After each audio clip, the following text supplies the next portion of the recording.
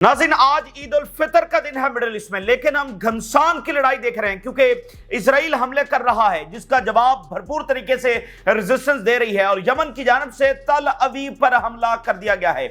Yemen जो है वो पूरी तरह से फलस्तीन के साथ खड़ा है और इस तरह से खड़ा है कि तारीख रकम कर रहा है। आज बरोज ईद उल फितर यमन ने इजराइल के ऊपर हमला कर दिया है और तल अवीव को निशाना बनाया है। मेजर सिटीज के अंदर सायरन्स बजे हैं और बड़ी तादाद में इजराइल जो शेल्टर्स की तरफ भागते हुए जख्मी हुए हैं। इसी दरमियान गजा के अंदर रेजिस्टेंस ने इजराइल के ऊपर अब हमले शुरू कर दिए हैं। जैसे जैसे इजरायली फौज डीप जा रही है तो हमास सामना कर रही है। इजरायली टैंकों के ऊपर पहला हमला रेजिस्टेंस की जानब से इस वक्त रिपोर्ट हो रहा है और इजराइल की जानब से अब रिजर्व आर्मी को कॉल की गई है कि वो आकर वॉर को ज्वाइन करें। लेकिन इजरायली मीडिया की रिपोर्ट्स के मुताबिक जो रिजर्व फौज है इजराइल की वो बहुत बड़े नंबर्स के अंदर डिक्लाइन कर रही है और उनका मोराल पूरी तरह से डाउन हो चुका है। और लेबनान के वजीर आजम एक बड़े गैर मामूली दौरे के ऊपर आज सऊदी अरेबिया पहुंचे हैं और एमबीएस के साथ पहली सफ में खड़े होकर उन्होंने नमाज ईद जो है वो अदा की है।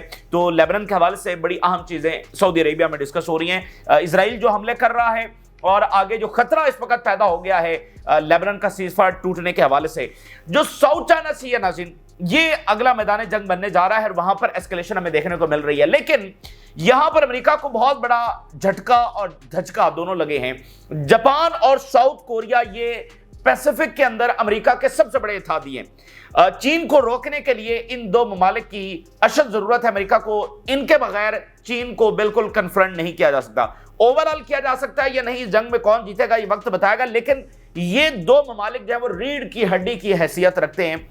जो भी डिप्लॉयमेंट हो रही है, जो भी इंटेलिजेंस ऑपरेशन जारी हैं और जो भी आगे जंग होनी है वो इन दो ममालिक के जरिए होनी है। लेकिन हुआ क्या है, चाइना, जापान और साउथ कोरिया, हम नॉर्थ कोरिया की बात नहीं कर रहे हैं, साउथ कोरिया, इनकी ट्रायलेटरल मीटिंग हुई है और तीनों ने मिलकर ट्रंप की जो पॉलिसीज हैं उसका मिलकर सामना करने का ऐलान कर दिया और फ्री ट्रेड एग्रीमेंट अनाउंस कर दिया है इन तीन ममालिक ने। यहां पर अमेरिका को बहुत बड़ा झटका लगा क्योंकि अमेरिका तो इनको तैयार कर रहा है चीन के खिलाफ और ये चीन के साथ जाकर बैठ गए और फ्री ट्रेड एग्रीमेंट कर रहे हैं, कॉपरेशन को बढ़ाने की बात कर रहे हैं। तो हम देख रहे हैं कि ट्रंप की जो पॉलिसीज हैं वो तेजी के साथ अमेरिकी एम्पायर को डिक्लाइन की तरफ लेकर जा रही हैं। जो अलायंसेस हैं वो बदल रहे हैं, बहुत कुछ इस वक्त तब्दील हो रहा है और ये बरह रास्त मिडिल ईस्ट में असरअंदाज हो रहा है। ये जो दुनिया के नेशनल इंटरेस्ट रीडिजाइन हो रहे हैं, अलायंसेस बदल रहे हैं और ये जो पावर शिफ्ट हो रहा है ये सारी दुनिया के ऊपर असरअंदाज हो रहा है और खासकर मिडिल ईस्ट की जंग के ऊपर भी हो रहा है। तो इसको भी हम बताएंगे कि क्या असरात हैं और क्या वाकयात वहां पर हो रहे हैं और आगे क्या होने जा रहे हैं।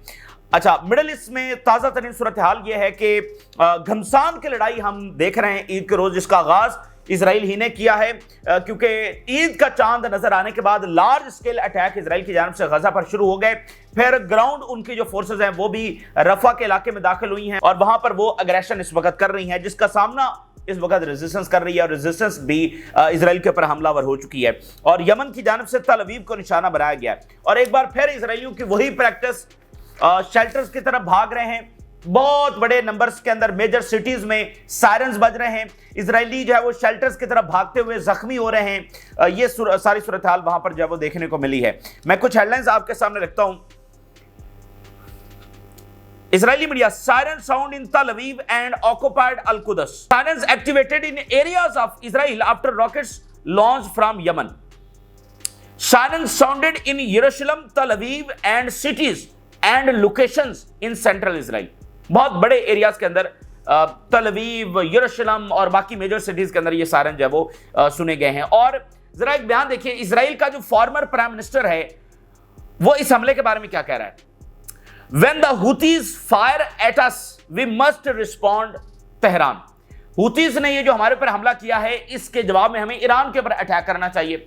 अभी पिछले दिनों जब लेबनान से 2 रॉकेट्स फायर हुए थे तो उस वक्त भी इसने यही बयान दिया था कि ये जो लेबनान से अटैक हुआ है, जो अब साबित है कि वो फॉल्स फ्लैग इजरायली ऑपरेशन था, कह रहा है उसके जवाब में हमें ईरान के ऊपर अटैक। आज फिर हुतीस ने अटैक किया तो कह रहे हैं ईरान के ऊपर अटैक होना चाहिए। तो ईरान पर हमले के हवाले से इजराइल बहुत ज्यादा ऑब्सेस्ड है कई सालों से। लेकिन फिर वो सवाल आ जाता है कि इजराइल को रोका किसने है। भाई, इजराइल ईरान के ऊपर हमला क्यों नहीं करता? इजराइल को एक आंख नहीं भाती ये इस्लामिक रजीम ऑफ ईरान, तो फिर ये ईरान के ऊपर हमला क्यों नहीं करते? क्योंकि यही ताकत है। अगर ईरान को कमजोर मुल्क होता, ईरान को अगर ये डिस्ट्रॉय कर सकते होते तो ये इतना इंतजार भी ना करते। ना इनको कोई मोरालिटी का है, ना इंटरनेशनल लॉ है, ना ये कोई ह्यूमैनिटेरियन मसला है, कुछ भी नहीं है। ये सिर्फ ईरान की ताकत है जो इनको रोक कर रखी हुई है, और ईरान वक्त के साथ साथ मजीद ताकतवर होता चला जा रहा है। यमन ने हमला करने के बाद जो बयान जारी किया उसमें कहा है कि एस्केलेशन विद एस्केलेशन होगी, क्योंकि अमेरिका हमले एस्केलेट कर रहा है, तो उसके जवाब में वो अमेरिका के ऊपर भी हमले एस्केलेट कर रहे हैं और साथ वो कह रहे हैं कि इजराइल के ऊपर भी हम अपने हमले जो है वो एस्केलेट करेंगे। ये हाइपरसोनिक बैलिस्टिक मिसाइल महंगे तरीन मिसाइल हैं जो यमन फायर कर रहा है, और अभी तक ये मुअम्मा है कि ये आए कहां से हैं और यमन ने ये बनाए किस तरह से है। गजा के अंदर सूरत हाल ये है कि इजराइल अपना अग्रेशन जारी रखे हुए है, और इस वक्त खान यूनिस के अंदर कुछ ही देर पहले एक एयर स्ट्राइक हुई है। उस एक एयर स्ट्राइक के अंदर 4 फलस्तीनी शहीद हो गए हैं और सेवरल इंजर्ड हुए हैं, और यह हमला किया गया है डायरेक्टली जो टेंट्स हैं जहां पर डिस्प्लेस्ड पैलेस्टीनियंस पनाह लिए हुए हैं, डिस्प्लेस्ड पैलेस्टीनियंस, उन टेंटों के पर बराह रास्त जो है वो बम गिराए गए हैं, जिसके अंदर 4 फलस्तीनी मौके पर शहीद हो गए हैं, बहुत सारे जख्मी हुए हैं। तो ये आज ईद के दिन ये हो रहा है, ठीक है ना। ईद के दिन आज वो पनाह गुज़ीन जो टेंटों के अंदर बैठे हुए हैं उनके ऊपर बम गिराए जा रहे हैं, और वेस्ट बैंक के अंदर जो एनेक्सेशन प्लान्स हैं वो भी इजराइल जारी रखे हुए हैं। The Israeli cabinet approves the opening of a tunnel between the towns of Al-Aziyah and Al-Zaim in preparation for the annexation of the Male Edium settlement to Jerusalem। अब ये मुख्तलिफ सेटलमेंट्स के दरमियान जो है वो टनल्स बना के उसको कनेक्ट कर रहे हैं और उन सेटलमेंट्स को जो है वो एनेक्सेशन कर रहे हैं, यानी वेस्ट बैंक की मजीद जो टेरिटरी है उसको एक्सपैंड कर रहे हैं। लेकिन नाज़रीन, रेजिस्टेंस अपनी कैपेसिटी में यहां पर मौजूद है, और जो इजरायली फौज अब डीप जा रही है उसके ऊपर वो हमले कर रहे हैं। और हमास ने 16 महीनों में भी इसी तरह से जंग लड़ी है, और इजराइल वहां मुसलसल एग्रेशन कर रहा था, बम गिरा रहा था, सबकी सपोर्ट इजराइल को हासिल थी, लेकिन इजराइल नाकाम हुआ है। अभी एक तो यमन ने अटैक कर दिया, दूसरा हमास ने अटैक किया है और इजरायली टैंकों को निशाना बनाया है। ये सीज फायर टूटने के बाद ये पहला हमला है जो इजरायली टैंकों को अटैक किया गया है। Explosive devices exploded in tanks in Khan Younis south of the Gaza strip. Khan Younis के अंदर इजरायली टैंकों को यह निशाना बनाया गया। कल इजरायली व्हीकल्स को निशाना बनाया गया था और आज इजरायली टैंकों को निशाना बनाया गया है। इजरायली मीडिया इस जंग को दोबारा से किस तरह देख रहा है? क्या इजराइल गजा के ऊपर ऑक्यूपाई कर लेगा? यह एग्रेशन तो इसलिए शुरू किया गया है, गजा के ऊपर ऑक्यूपेशन इजराइल का बुनियादी मंसूबा है। तो इजरायली मीडिया क्या लिख रहा है? क्या इजराइल यह हासिल कर लेगा? क्या इसका नतीजा इजराइल की फतह की सूरत में निकलेगा, इजराइल के ताकतवर होकर उभरने की सूरत में निकलेगा, या इसका नतीजा कुछ और निकलेगा? इजरायली मीडिया यह रिपोर्ट कर रहा है कि हमास डिफीट होने वाली नहीं है और जो बाकी इजरायली कैदी गजा के अंदर मौजूद हैं वो बल्कि हलाक होने वाले हैं इजराइल की इस बमबारी की वजह से, जिसका और ज्यादा रिएक्शन इजराइल के अंदर पैदा होने वाला है, जिसको बार बार वहां खाना जंगी से ताबीर किया जा रहा है। और बेनी गांट्स और ये सारे लोग भी इस बात को कंफर्म कर रहे हैं कि इजराइल खाना जंगी की तरफ जा रहा है, तो उसमें मजीद इजाफा होगा। हमास खत्म होने वाली नहीं है, हमास डिफीट होने वाली नहीं है। ये हमारे अल्फाज नहीं है, इजरायली मीडिया के अल्फाज हैं। The number of bodies of the prisoners in Gaza is likely to rise as the military operation intensifies. Military operation के नतीजे में इजरायली कैदी ही मारे जाएंगे। Military pressure is putting the lives of the prisoners in Gaza at risk. और इजरायली कह रहे हैं कि नेतन्याहू जो ये दावा कर रहा है कि वो मिलिट्री प्रेशर के जरिए कैदियों को वापस ला सकता है और हमास को खत्म कर सकता है, ये होने वाला नहीं है। अच्छा, इसी दरमियान आप देखिए जो रिएक्शन अभी से शुरू हो गया है, जो इसका खास मिनिस्टर है दरमर, जो अभी वॉशिंगटन में होकर आया है, इसके घर के बाहर मुजाहरे शुरू हो गए। इससे पहले ऐसे नहीं था, किसी खास मकाम पर होते थे, जैसे पार्लियामेंट है या कोई और नेशनल लेवल की कोई जगह है या नेतन्याहू की रेजिडेंस है। अब इन मिनिस्टर्स के घरों के बाहर मुजाहरे शुरू हो गए। Israeli media, the protest in the front of Dermer's house was titled Dermer either return the 59 prisoners और रिजाइन।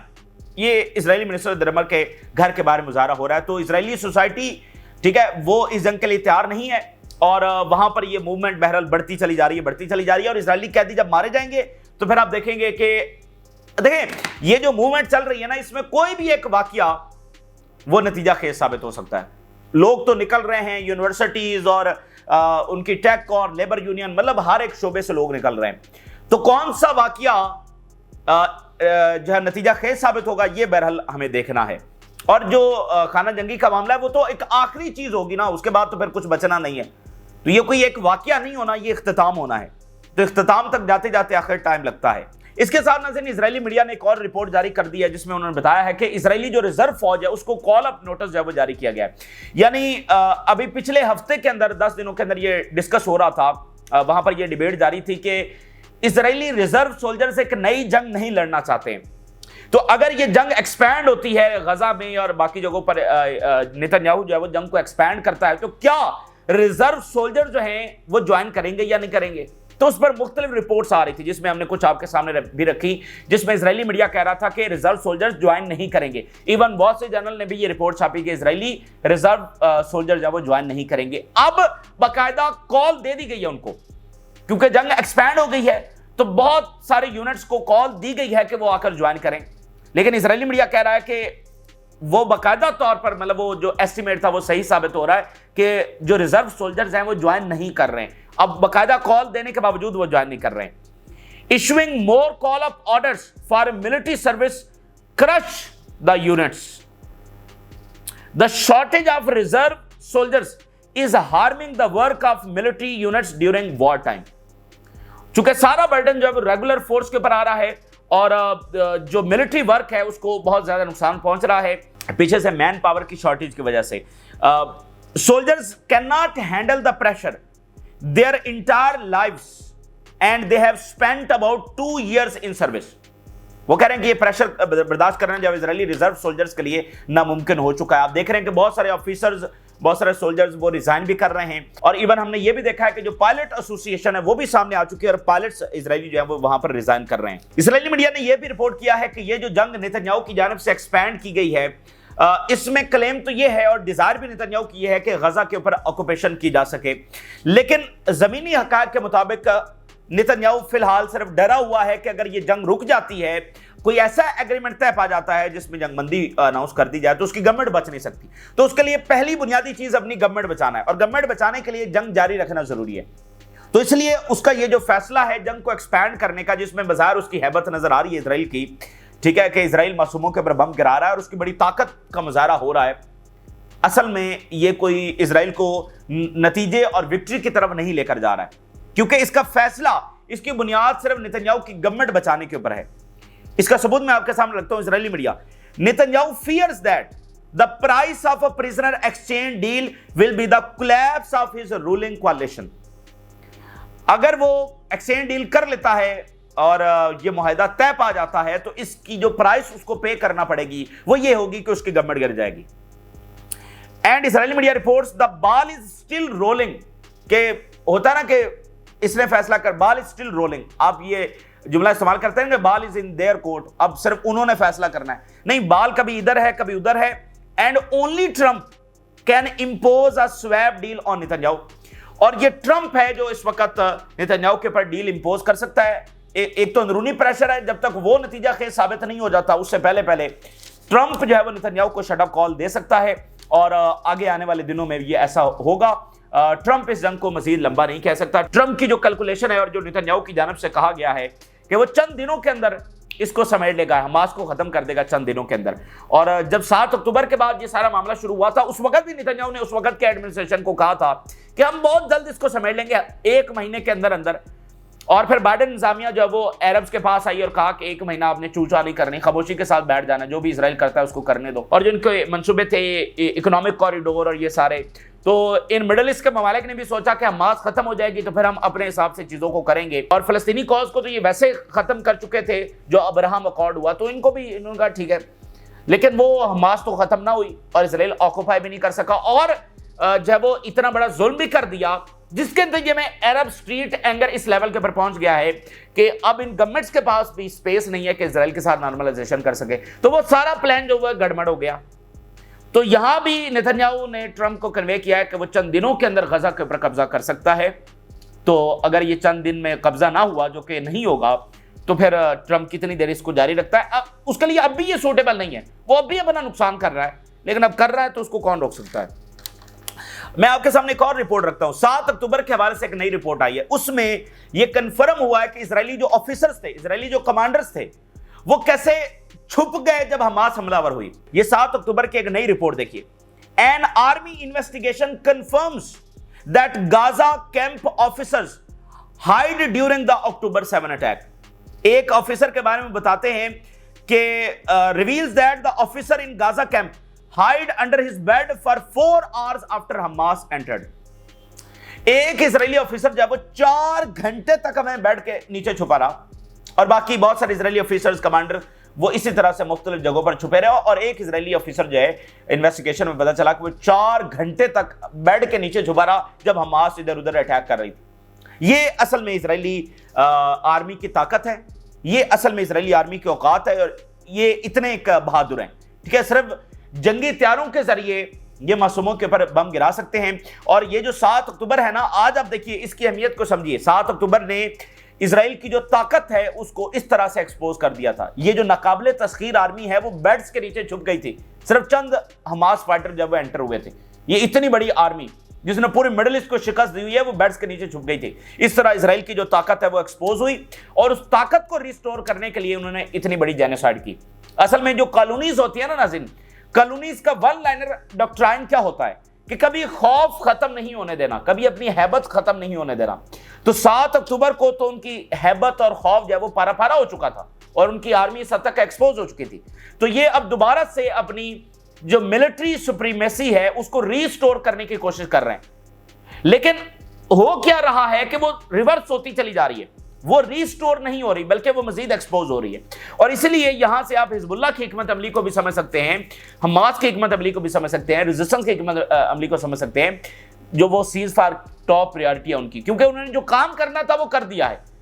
इसराइल को जो एक्सपोज करना था उसकी ताकत को, और दिखाना था कि ये नाकाबिले तस्खीर नहीं बल्कि काबिले तस्खीर है, और जो शिकस्त देना थी वो दे दी है। अब ये एक ऐसा डैमेज है, एक ऐसे कारी ज़रब है जिसका इफेक्ट आपको नजर आता रहेगा। ठीक है, तो इसलिए यहां हिजबुल्लाह की हिकमत अमली भी यही है, और यही उन्होंने जंग लड़ी है कि दिखा दिया कि इजराइल असल में क्या है। उसको इजराइल रिस्टोर करने की कोशिश कर रहा है, लेकिन उसमें भी कामयाबी नहीं हो रही। इसी दरमियान लेबनान के जो प्राइम मिनिस्टर हैं वो सऊदी अरेबिया पहुंचे हैं। मोहम्मद बिन सलमान की दावत के ऊपर नवाफ सलाम ये आलमी अदालत के प्रेसिडेंट भी रहे हैं, और अभी ये लेबनान के प्राइम मिनिस्टर मुंतखब हुए हैं। अच्छा, इन्होंने ईद नमाज जो है वो MBS के साथ पहली सफ के अंदर अदा की है, और पाकिस्तान के जो जनरल हैं सबका आर्मी चीफ राहील शरीफ वो भी पहली सफ के अंदर वहां पर मौजूद थे।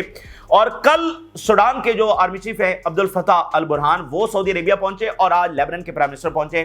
तो काफी अहम चीजें सऊदी अरेबिया में डिस्कस हो रही हैं। एक तो लेबनान और शाम का भी मुआहदा जद्दा के अंदर हुआ है, सऊदी अरेबिया ने करवाया है, और अब इजराइल हमला कर रहा है, यहां से एक्सपेंशन हो सकती है, लेबनान का सीज फायर टूट सकता है। तो इस पर काफी रीजनल डेवलपमेंट्स के ऊपर यहां पर बातचीत हो रही है।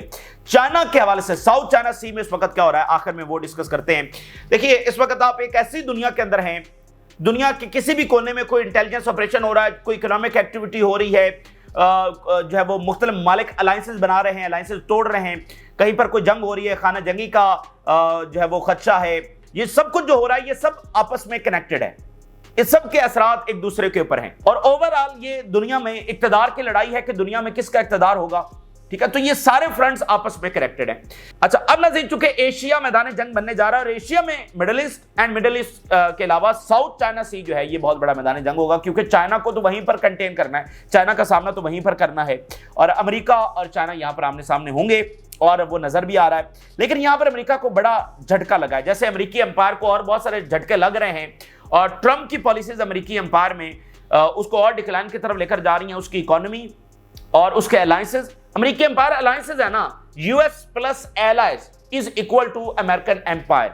अब उसमें से एलाइज माइनस हो गए हैं, इकोनॉमी भी चैलेंज हो रही है, और खुद अमेरिका में ये डिस्कस किया जा रहा है कि ट्रंप कैसे अमेरिकी एम्पायर को डिक्लाइन की तरफ लेकर जा रहे हैं। हालांकि वो कह रहे हैं कि मैं मेक अमेरिका ग्रेट अगेन कर रहा हूं। तो वो अमेरिकी एम्पायर जिसके ऊपर इजराइल खड़ा हुआ है वो तो किसी और डायरेक्शन में चल निकला है, वो तो डिक्लाइन की तरफ जा रहा है। अब जरा देखिए यहां पर क्या झटका लगा है। चीन जो इस वक्त यमन के साथ खड़ा है, रेजिस्टेंस के साथ खड़ा है, ईरान की मुकम्मल सपोर्ट कर रहा है। चीन की ट्रायलिटरल मीटिंग हुई है जापान और साउथ कोरिया के साथ, और उसके अंदर उन्होंने बाकायदा अभी इलामिया आ गया कुछ ही देर पहले, जिसमें उन्होंने फ्री ट्रेड एग्रीमेंट करने का ऐलान कर दिया है, और ट्रंप की पॉलिसीज का मुकम्मल सामना करने का ऐलान कर दिया है। यानी अमेरिका की पॉलिसी इस वक्त चाइना को आइसोलेट करना है, चाइना की बढ़ती हुई ताकत, उसके इन्फ्लुएंस, उसकी टेक्नोलॉजी, उसकी इनोवेशंस और उसके सारी एक्सपेंशन जो है उसको रोकना है।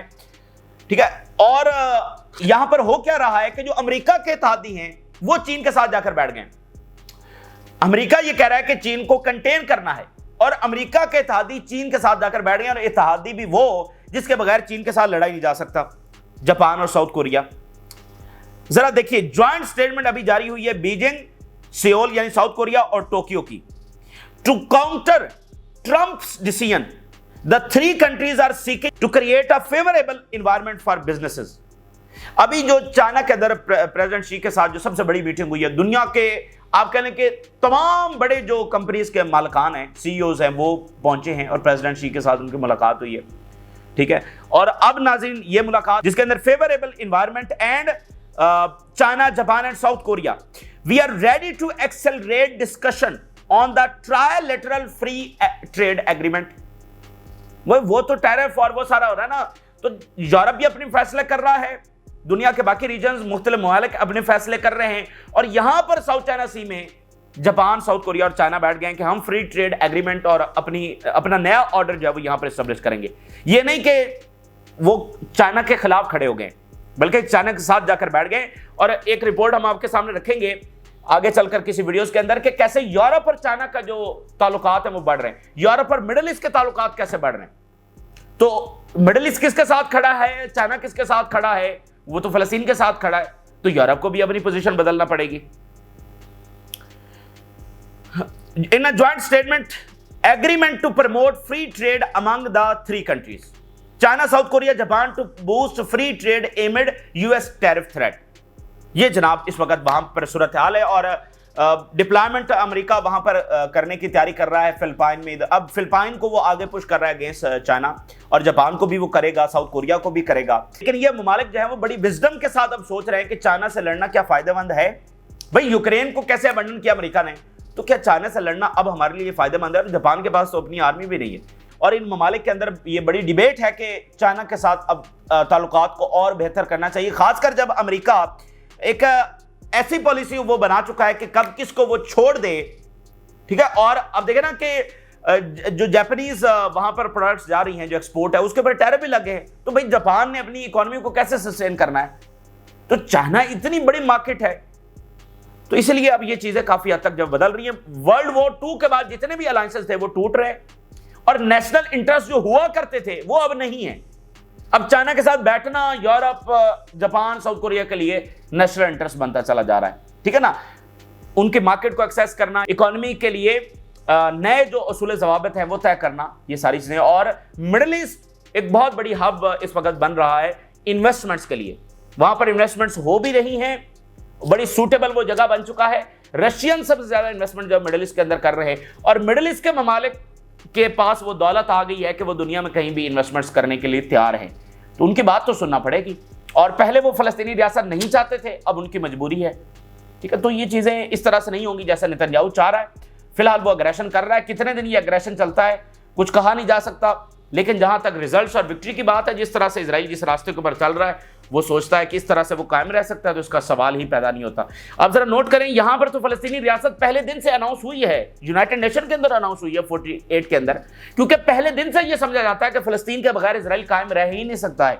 लेकिन 100 साल तक उन्होंने ताकत के जोर पर इजराइल को कायम रखा है, लेकिन अब वो चीजें बदल रही हैं।